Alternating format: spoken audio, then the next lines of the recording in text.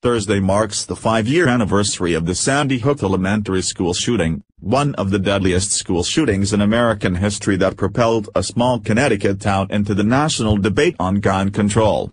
Earlier this year, correspondent Scott Pelley revisited that small town and found that while the victims' families may never move on, they're finding ways to move forward. Why go back to Newtown, Connecticut?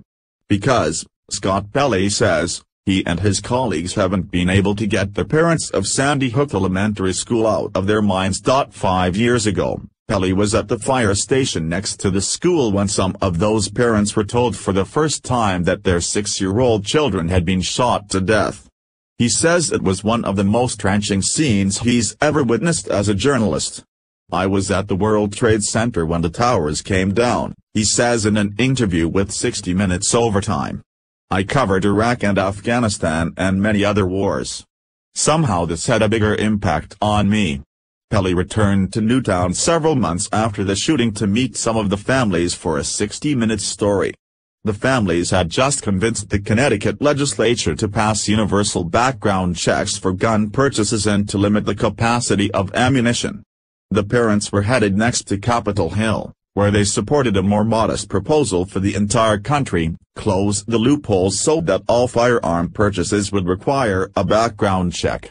"When we talk ban and confiscate, it becomes a political argument," explained Jimmy Green in the 2013 piece above. Green's 6-year-old daughter, Anna Grace, was killed. "It's so much bigger than a political debate.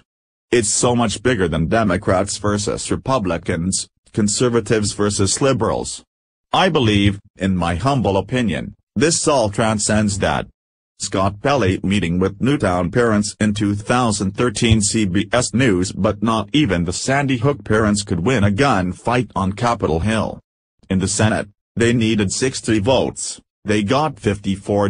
Pelley returned to Newtown this spring to visit the parents at the suggestion of producer Henry Schuster and associate producer Rachel Morehouse, with whom he had worked on the 2013 interviews. "And I guess, like me, you just can't get these families out of your mind," Pelley says.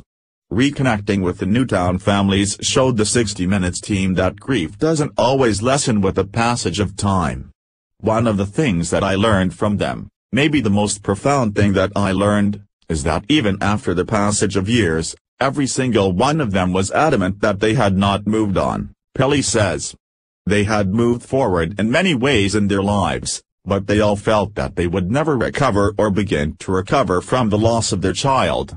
Anna Grace's mother Nelba Marquez Green told Pelley she's leaned on a sermon given at her daughter's funeral that compared grief to a long, hard winter.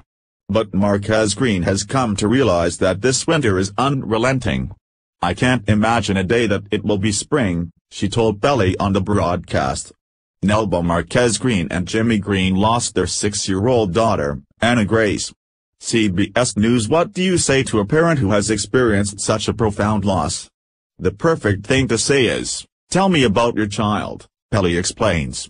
Avoiding mention of a deceased child when speaking to a bereaved parent is often the worst response, Pelley has learned, because the child's life isn't acknowledged.